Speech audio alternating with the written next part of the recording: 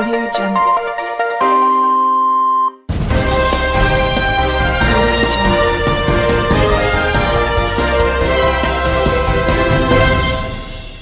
నమస్కారం RK communication city news కి స్వాగతం.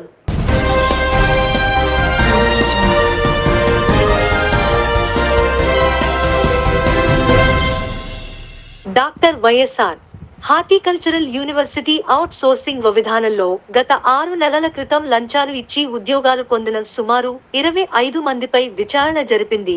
వారిని విధుల నుంచి తొలగిస్తామని ఎమ్మెల్యే బొలిశెట్టి శ్రీనివాస్ అన్నారు. శుక్రవారం వెంకట్రామన్నగూడెంలోని యూనివర్సిటీ ప్రధాన కార్యాలయంలో అధికారులతో కలిసి సమీక్షా సమావేశం నిర్వహించారు.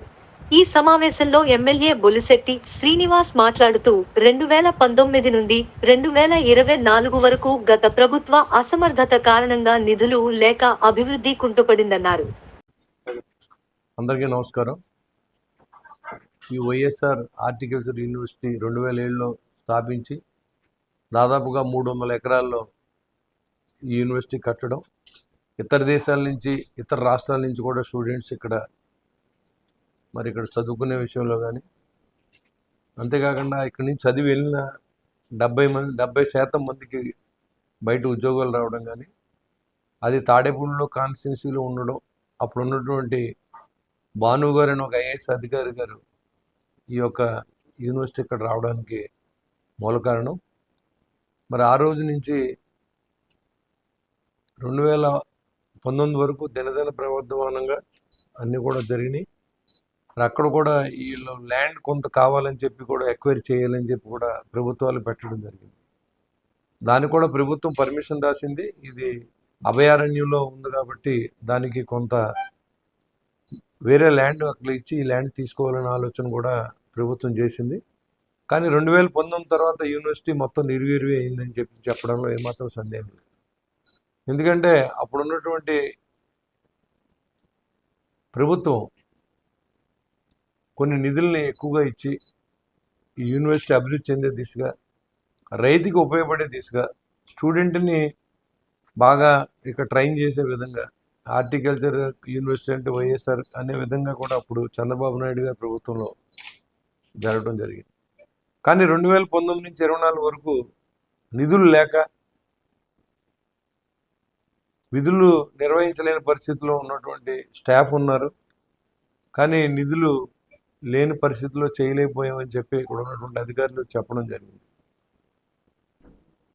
కాబట్టి ఖచ్చితంగా ఈ విషయాన్ని ముఖ్యమంత్రి గారు దృష్టిలో పెట్టి ఈ కాలేజీని పాత రోజుల్లో ఏ రకంగా ఇక్కడ ఉన్నటువంటి సిబ్బంది కానీ, ఇక్కడ ఉన్న స్టూడెంట్స్ కానీ, ఇక్కడ ఉన్న రైతులు కానీ ఉపయోగపడే విధంగా మరింత బాగా పనిచేసే విధంగా కూడా దీన్ని అభివృద్ధి చేసే దిశగా మేమందరం ఉంటామని చెప్పి మీకు తెలియజేస్తూ ఉన్నాం.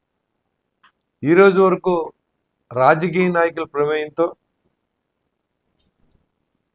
ఇక్కడ ఉన్నటువంటి పోస్టులు కానీ, ఎలిజిబిలిటీ ఉన్న వాళ్ళ కంటే కూడా ఈ పోస్టులన్నీ కూడా నేను ఎవరు చెప్తే వాళ్ళకే ఇవ్వాలని చెప్పి అధికారులు బెదిరించి దాదాపుగా 25 పోస్టులని ఒక 4-5 నెలల క్రితం, అంటే వేసిన డేట్లు కూడా నేను అన్నీ మీకు చెప్తాను.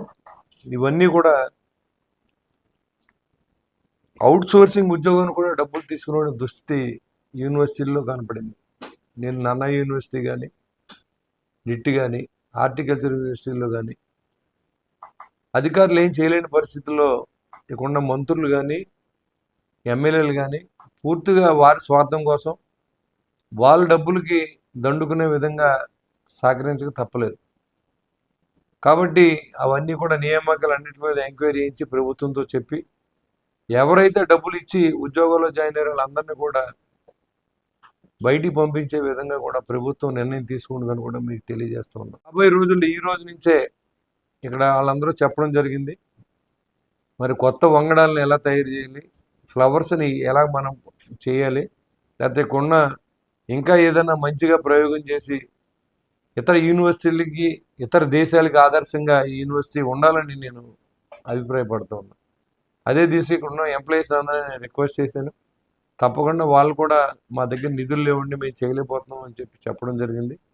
ఈ విషయాన్ని కూడా ముఖ్యమంత్రి గారికి, ఇక్కడున్న హార్టికల్చర్ మినిస్టర్ గారు కూడా ఈ విషయాన్ని తెలియపరిచి కొన్ని నిధులు ఇక్కడికి వచ్చే విధంగా ఇవన్నీ కూడా ఈ బాగుపడే విధంగా ఇవన్నీ కూడా మళ్ళీ చేస్తానని చెప్పి దానికి నాకు సహకరించిన రిజిస్ట్రార్ గారు అదేవిధంగా ఇక్కడ ఉన్న సిబ్బంది అధికారులు అందరూ కూడా సుముఖంగా ఉన్నారు.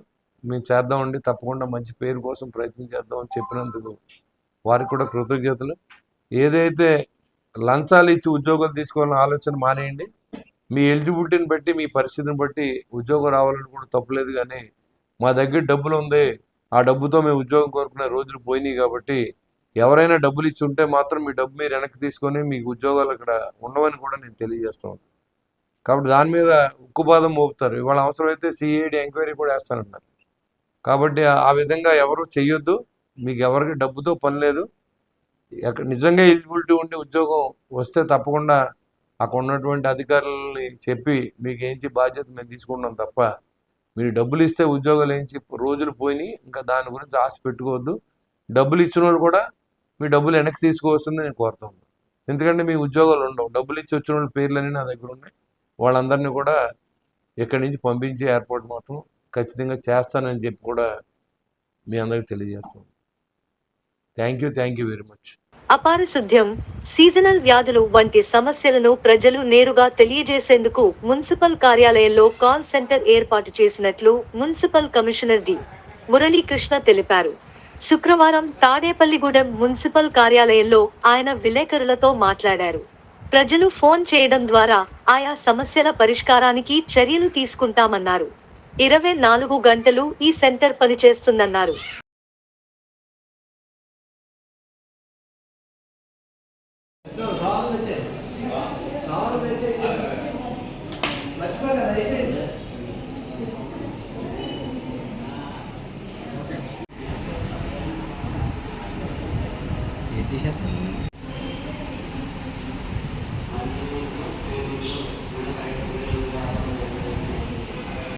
గూడెం పుర ప్రజలకి విజ్ఞప్తి అండి.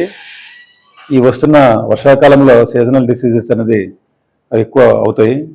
డెంగ్యూ, మలేరియా, టైఫాయిడ్ లాంటివి. సో అవి రాకుండా ఉండడానికి, స్ప్రెడ్ అవ్వకుండా ఉండడానికి జూలై 1 నుంచి ఆగస్ట్ ఎండింగ్ వరకు 2 months అవేర్నెస్ క్యాంపెయిన్లు పెట్టమన్నారు. స్ట్రిక్ట్ శానిటేషన్ చేయమన్నారు. రోలింగ్ ఏరియాస్ డీవాటరింగ్ చేయమన్నారు. డ్రైన్స్ అండ్ డిసిలింగ్ చేయమన్నారు. ఇవన్నీ చేస్తున్నాం. ఎక్కడైనా ప్రాబ్లమ్స్ ఉంటే మనకి కంప్లైంట్ ఇవ్వడానికి మున్సిపాలిటీలో ఒక కాల్ సెంటర్ కూడా ఓపెన్ చేసామండి. అది 24/7 పనిచేస్తుంది. 3 ఆపరేటర్స్ 8 hours డ్యూటీతో ఉన్నారు. 08818 224188 అండి ఈ కాల్ సెంటర్ నెంబర్ అండి. ఈ కాల్ సెంటర్ నెంబర్ 24 గంటలు పనిచేస్తుంది. ఎవరైనా ఎక్కడైనా ప్రాబ్లం ఉంటే, ఎన్ని ఫేవర్స్ ఉంటే కానీ మాకు ఇన్ఫార్మ్ చేస్తే మేము వెంటనే దాన్ని రెక్టిఫై చేస్తామండి. అలాగే డీసిల్టింగ్ ప్రాబ్లం కానీ, లేదంటే ఈ డెబ్రిస్, రోజువారీ డెబ్రిస్ రిమూవ్ చేయకుండా ఉండడం కానీ అట్లాంటివి ఉంటే కానీ చెప్తే వెంటనే మేము సేమ్ డే రెక్టిఫై చేస్తామండి. థ్యాంక్ యూ అండి. సార్వ సీజన్ కు సంబంధించి తాడేపల్లిగూడెం మండలంలో 26,000 ఎకరాల్లో వరి సాగు అంచనాగా మండల వ్యవసాయ అధికారి ఆర్ఎస్ ప్రసాద్ తెలిపారు. మంగళవారం తాడేపల్లిగూడెం వ్యవసాయ శాఖ కార్యాలయంలో మాట్లాడారు. 540 హెక్టార్లలో నారుమడులు పూర్తయ్యాయన్నారు. 20,000 ఎకరాల్లో బోర్ల కింద నాట్లు వేసినట్లు తెలిపారు. గోదావరి కాలువ కింద వరి సాగు రైతులు నాట్లు త్వరితగతన వేసుకోవాలన్నారు. లేకుంటే నవంబర్, డిసెంబర్ నెలలో వచ్చే వర్షాల బారిన పడే అవకాశం ఉందన్నారు. తాడేపల్లిగూడెం మండలంలో ఈ సార్వాకి 26,000 ఎకరాల్లో వరి సాగు అవుతుందని అంచనా వేస్తా ఉన్నాం. దానికి సంబంధించిన 540 హెక్టార్లు నారుమళ్లు పడిపోయినాయి. అలాగే సుమారు 20,000 ఎకరాల్లో దాదాపు బోర్ల కింద నాట్లు కూడా పూర్తయినాయి. ప్రస్తుతం ఏదైతే గోదావరి కాలువ కింద వరి సాగు చేస్తున్న రైతులు, మీరు ఇమ్మీడియట్లీ త్వరితగతిన నాట్లు పూర్తి చేయాలి. ఎందుకంటే మనకి నవంబర్, డిసెంబర్లో వచ్చే తుఫాన్లు తప్పించుకోవడానికి ముందస్తుగా నాట్లు వేయమని మీరు నాట్లు త్వరితగతిన పూర్తి చేయాలని వ్యవసాయ శాఖ తరఫున సూచిస్తూ ఉన్నాం. అలాగే మనకి గత వారం రోజుల నుంచి వర్షాలు పడుతూ ఉన్నాయి, అధిక వర్షాలు పడుతూ ఉన్నాయి. లోతట్టు ప్రాంతాల్లో ఉన్న రైతులు మాత్రం వారు చేలల్లో నుంచి నీరు బయటకు పోయే మార్గాలు ఏర్పాటు చేసుకోవాలి. అలాగే ఏదైతే గోదావరి కాలువ ఆనుకొని ఉన్న గ్రామాల్లో కొన్ని నీరు లాగట్లేదని చెప్పి మరి రైతులు అడుగుతా ఉన్నారు. దానికి సంబంధించి మరి ఇరిగేషన్ అధికారులతో మాట్లాడి గోదావరి కాలువ కొంచెం లెవెల్ తగ్గించడం జరిగింది. అంటే 6,500 క్యూసెక్లు రోజుకి రిలీజ్ అయితే ప్రస్తుతం 4,000 క్యూసెక్లు మాత్రమే రిలీజ్ చేస్తూ ఉన్నారు. దాని వలన చేలల్లో ఉన్న నీరు కూడా ఏలూరు కాలువ ద్వారా తీసుకొని చేలల్లో నుంచి వాటర్ బయటకు వస్తూ ఉంది. ఇంకా ఏదైనా అత్యవసరమైన ఇష్యూలు ఏదైనా ఉంటే కనుక మరి వ్యవసాయ అధికారికి కానీ అలాగే రైతు సేవా కేంద్రం ఇన్ఛార్జీలు కానీ తెలియజేయాలి, లేదా ఇరిగేషన్ అధికారులకు తెలియజేసిన తక్షణ చర్యలు తీసుకుంటామని చెప్పి రైతు సోదరులందరికీ తెలియజేస్తా ఉన్నాం. సరిపోద్దా? ఈ సార్వాకి సంబంధించిన ఎరువుల విషయానికి వస్తే కోఆపరేటివ్ సొసైటీల్లో కానీ ప్రైవేట్ షాపుల్లో కానీ అలాగే మరి రైతు సేవా కేంద్రాల ద్వారా కానీ అన్నీ అందుబాటులో ఉంచడం జరిగింది. మనకి సుమారు 4 నెలలకు సరిపడా ఎరువులు అందుబాటులో ఉంచాం. అలాగే నాణ్యమైన పురుగు మందులు, విత్తనాలు కూడా అందుబాటులో ఉంచడం జరిగింది. అలాగే దానికి సమానంగా మనం వాటి నమూనాలు సేకరించి మరి క్వాలిటీ కంట్రోల్ అంటే పరీక్షా నిమిత్తం రీజనల్ కోడింగ్ సెంటర్ ద్వారా బయటికి పంపిస్తా ఉన్నాం. అక్కడ నమూనాలు పరీక్షించి ఉన్నదానికంటే తక్కువ ఉన్నట్టయితే మరి సదరు డీలర్ మీద అలాగే డిస్ట్రిబ్యూషన్ చేసిన వారి మీద, ఎరువు తయారు చేసిన వారి మీద కూడా కేసులు నమోదు చేయడం జరుగుతుంది. ప్రస్తుతం 7 కేసులు నమోదు చేసి ఉన్నాం. ఇంకా నాణ్యతా ప్రమాణాలు పట్ల శ్రద్ధ వహించి రైతులకు మంచి క్వాలిటీ ఎరువులు అందిస్తామని చెప్పి రైతు సోదరులందరికీ తెలియజేస్తున్నాం. తాడేపల్లిగూడెం పట్టణంలో వేంచేసి ఉన్న శ్రీ బలుసులమ్మ వారి దేవస్థానంలో శుక్రవారం మధ్యాహ్నం అన్నదాన కార్యక్రమం నిర్వహించారు. ఈ సందర్భంగా దేవస్థానం ఈవో రవిశంకర్ మాట్లాడుతూ శుక్రవారం కావడంతో అమ్మవారిని దర్శించేందుకు విరివిగా భక్తులు తరలివచ్చారని, నిత్య పూజలతో పాటు ప్రత్యేక పూజలు జరిపామన్నారు.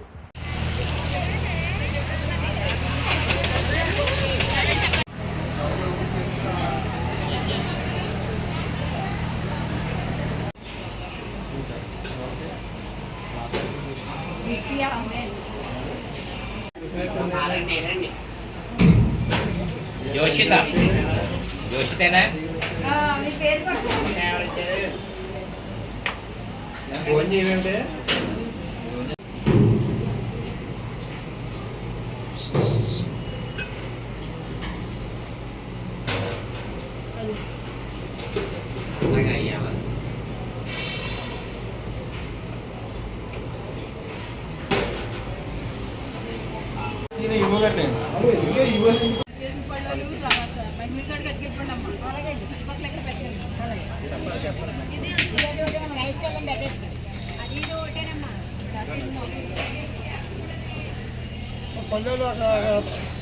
ఖాళీ పెట్టమ్మా, పళ్ళాలు మాత్రం అక్కడ పెట్టండి, ఎక్కడైతే పెట్టాలో అక్కడే పెట్టండి. అది చెప్పండి.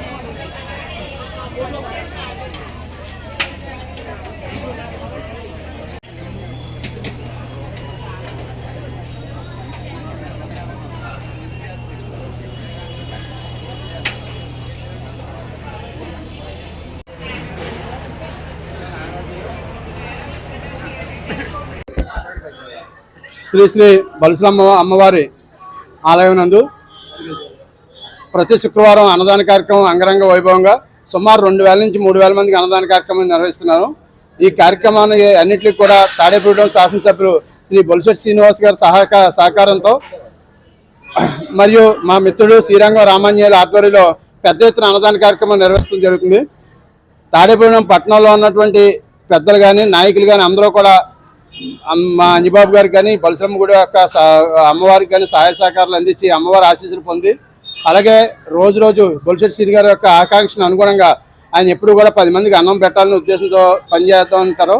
అదే ఉద్దేశంతో పెద్ద ఎత్తున అన్నదాన కార్యక్రమం ఎవరు వచ్చినా కానీ కాదనకుండా 12 గంటలకు స్టార్ట్ చేసి 2:30, 3 వరకు అన్నదాన కార్యక్రమం ప్రతి వారం నిర్వహించడం జరుగుతుంది.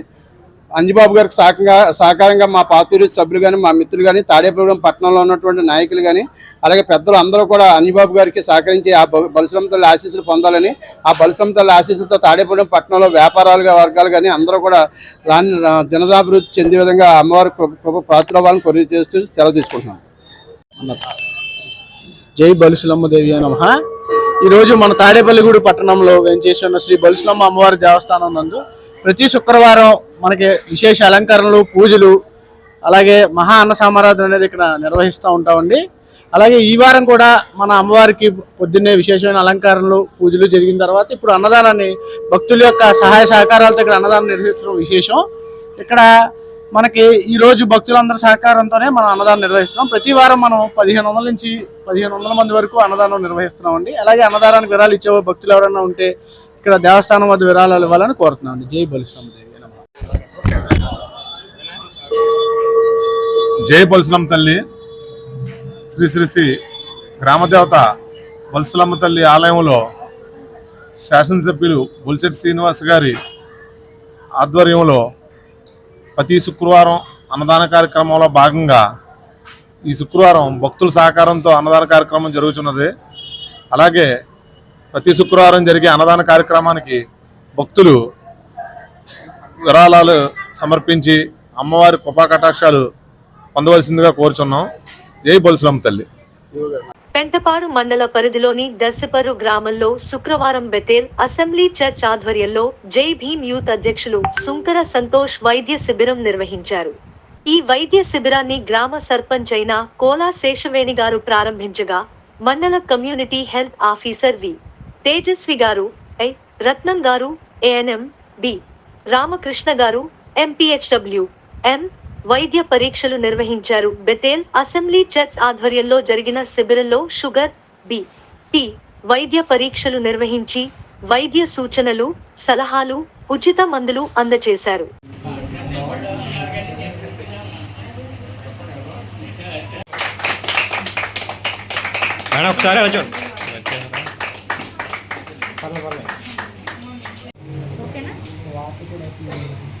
దీనికి బ్లడ్ లాకే కాళ్ళు కూడా వాస్తాయి. రాత్రి పడుకున్నప్పుడు చాలా తక్కువ యాక్చువల్గా బ్లడ్ ఎక్కించాల్సి వస్తుంది. కానీ మీరు ఈ బలం. అందరికీ నమస్కారం అండి. పెంటపాడు మండలం దర్శపర గ్రామానికి చెందిన ఇక్కడ వైద్య శిబిరం ఏర్పాటు చేయడం అనేది జరిగిందండి. ఇక్కడ గిరిజన ప్రాంతాల నుంచి వచ్చే వారికి వసతి లేక చాలా ఇబ్బందులు పడుతున్నారని ఇక్కడ 4వ వార్డు నెంబర్ గారు ఆయన చర్చి దగ్గర సంతోష్ గారి ఇక్కడ చర్చి దగ్గర ఏర్పాటు చేయడం అనేది జరిగింది. ఆ గిరిజన ప్రాంత వాస్తువులు చాలా ఇబ్బంది పడడం వల్ల ఇక్కడ వారి సదుపాయాలను అన్ని తీర్చి వారికి ఏ అవసరాలు కావాల్సి వచ్చినా వాటన్నిటినీ కూడా సద్వినియోగం చేసుకుంటారని అలాగే సబ్ సెంటర్లో ఉన్న మా ఏఎన్ఎంలు గారు వారందరూ కూడా ఈ కార్యక్రమానికి రావడం జరిగిందండి. దీన్ని ప్రతి ఒక్కరూ కూడా సద్వినియోగం చేసుకుంటారని కోరుకుంటూ సెలవు తీసుకుంటాం.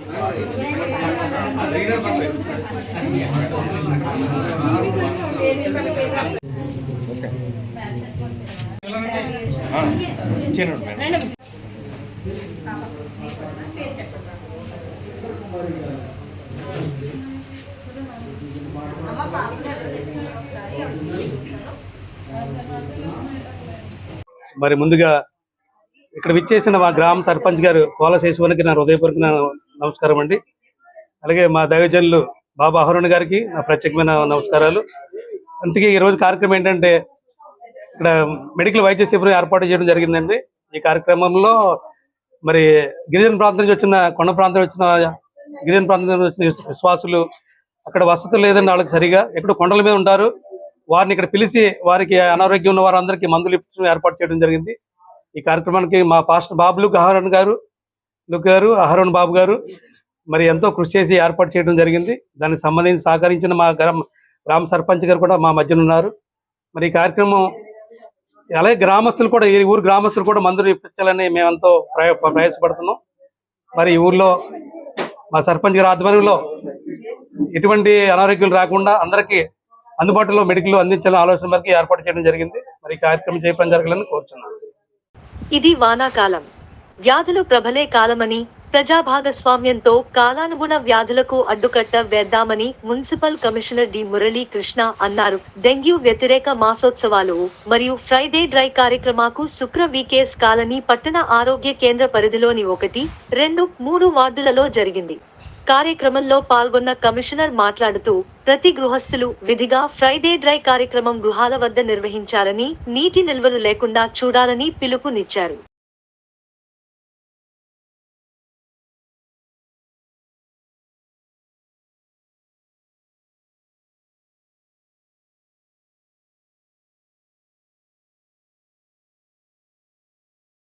వార్డు ఇన్ఛార్జెస్, మన మున్సిపల్ సిబ్బంది, సెక్రటరీ సిబ్బంది, హెల్త్ సిబ్బంది, కేబినెట్ ఆఫీస్ స్టాఫ్ అందరికీ ఈ కార్యక్రమం ఇచ్చేసినందుకు ధన్యవాదాలు. వర్షం పడుతున్నా కానీ అందరూ చక్కగా వెయిట్ చేసి ప్రోగ్రాం చేస్తున్నాము. సో కలెక్టర్ ఆఫీస్కి మీటింగ్ ఉంది కాబట్టి నేను కొంచెం ముందుకు వెళ్తున్నాను కాబట్టి ఒక విషయం చెప్పేసి తర్వాత మీరు కార్యక్రమం చేయండి. ఎవ్రీ ఫ్రైడే డ్రై డే అనేది దేశం మొత్తం మీద ఫాలో అవుతున్నారు. రీసెంట్గా వచ్చిన ఈ ప్రాబ్లం డిసీజెస్ వల్ల మలేరియా, టైఫాయిడ్, డెంగ్యూ ఇవి కొంచెం ప్రాణాంతకమైనవి. ఈ వ్యాధులు రాకుండా ఉండడానికి వర్షాకాలం వచ్చిందంటే వైరల్ ఫీవర్లో కామన్. వైరల్ ఫీవర్లో పెద్ద డేంజర్ లేదు, ఒక యాంటీబయాటిక్స్ వేసుకుంటే తగ్గిపోతుంది. ఈ ఫీవర్లు వచ్చినాయంటే చాలా మనిషిని బాడీని క్షీణం చేసేస్తుంది. కొంతమందికి అయితే డెంగ్యూ ఫీవర్ లాంటి ఫీవర్లు వచ్చినాయంటే కొంచెం డెత్ కూడా వెళ్ళడానికి ఛాన్సెస్ ఉంటాయి. కాబట్టి ఫీవర్ అనేది ఆ టైప్ ఫీవర్లోనే రాకూడదు ఎక్కడ కూడా. టైఫాయిడ్, మలేరియా, డెంగ్యూ ఇట్లాంటివన్నీ. కలరా అంటే మనకి రావట్లేదు, కలరాలో ప్రాబ్లం లేదు కాబట్టి ఇబ్బంది లేదు. మందుల వల్ల కూడా మనకు జాపనీస్ జేఈ కేసెస్ కూడా లేవు. సో మనకి ఇప్పుడు ప్రజెంట్ వస్తున్నవన్నీ డైరియా కేసులు ఎక్కువ వస్తున్నాయి. ఏదో ఫుడ్ వల్ల కానీ లేదంటే వాటర్ వల్ల కానీ. వాటర్ కంటామినేషన్, ఈ రెండు. ఫుడ్ వాటర్ కంటామినేషన్ లేకుండా జాగ్రత్త చూసుకోవాలి. ఫుడ్ అనేది స్టోరేజ్ ఫుడ్ వాడకూడదనేది చెప్తున్నారు. వాటర్ కంటామినేషన్, మనం తాగే నీళ్ళలో క్లోరిన్ ఉందని చూసుకోవాలి. మా వార్డు ఇమ్యూనిటీ సెక్రటరీస్ ఉన్నారు, ప్రతి వార్డుకి ఒకరు ఉన్నారు. ప్రతిరోజు క్లోరిన్ చెక్ చేస్తున్నారు. క్లోరిన్ ఉందంటే వాటర్ సేఫ్, ఎందుకంటే అందులో ఉండే బ్యాక్టీరియా క్లోరిన్ వల్ల చనిపోతుంది. అది మేము టెస్ట్ చేసుకుంటూ ఉన్నాం. క్లోరిన్ లేదంటే ఆ ప్రదేశంలో వాటర్ కంటామినేషన్ అవుతుందండి. ఒక చోట క్లోరిన్ లేదంటే ఊరంతా కంటామినేషన్ అవుతుందని కాదు, ఆ ఏరియాలో మేము రిక్టిఫై చేస్తాం. అట్లాంటివి ఉంటే మాకు కంట్రోల్ రూమ్ ఒకటి పెట్టాము మన మున్సిపల్ ఆఫీస్లో. 24/7 24 గంటలు అంటే 8 గంటలకు ఒక షిఫ్ట్ చెప్పాను. 3 స్టాఫ్ను కూడా వేసాము. 41888 phone number, control room phone number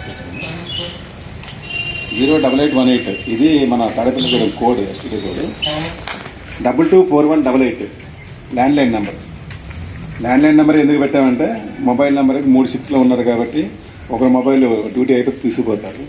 తర్వాత ఏదైనా కలామిటీస్ వచ్చి ఈ నెంబరు పర్మనెంట్గా ఉంటుంది మున్సిపాలిటీకి, కంట్రోల్ రూమ్. ఏ కలామిటీస్ వచ్చినా కానీ ఎక్కడ కానీ కరెంట్ ఆగిపోయినా ఏమైనా ల్యాండ్లైన్ అయితే పోదు. అందుకే ల్యాండ్లైన్ కంట్రోల్ రూమ్గా పెడతారు. అయితే ఈ ఫ్రైడే డ్రై డే ఎందుకు అన్నారంటే పర్టికులర్గా డెంగ్యూ కేసు కోసం.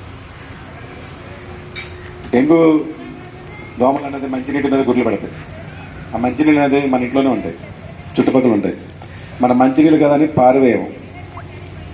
మూత పెట్టకుండా మంచినీళ్ళు ఉంచుతుంటే 1 వీక్ అయి ఉంటే దోమలు గుడ్లు పెట్టి అది దోమలుగా మారడానికి 4 స్టేజ్లో దోమలు మారడానికి ఛాన్స్ ఉంటుంది.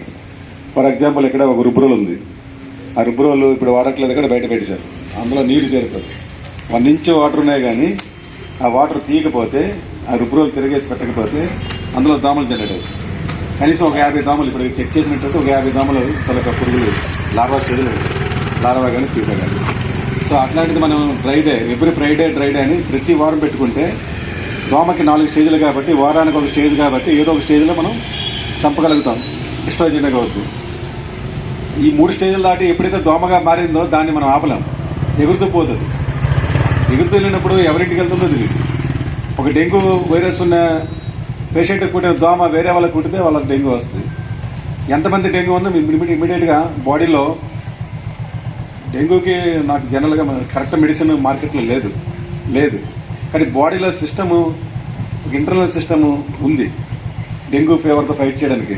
కానీ దాన్ని ఫైట్ చేయడానికి మన వైట్ సెల్స్ అలాంటి ప్లేట్లెట్లు డౌన్ అయిపోయి మనకి 4 లక్షలు ఉండాల్సింది 3 లక్షలు 2 లక్షలు 50,000 25,000 కూడా పడిపోతాయి.